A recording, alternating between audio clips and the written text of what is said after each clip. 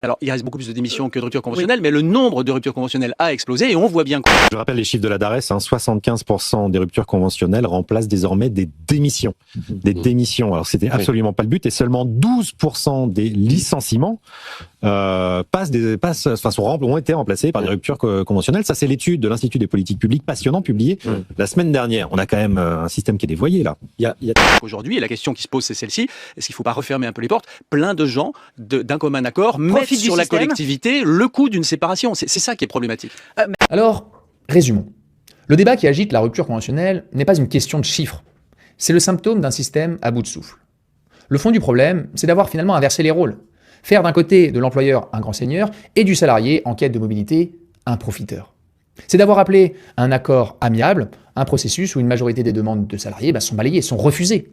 C'est d'avoir présenté comme une faveur ce qui est, pour l'employeur, un outil cynique pour éviter des licenciements risqués. Et au-delà, ça pose une question.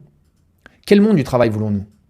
On nous parle d'IA, de French Tech, d'entrepreneuriat, mais on envisage de durcir le seul filet de sécurité qui permet aux gens de prendre des risques. À Nicolas de reprendre ses billes pour lesquelles il a cotisé.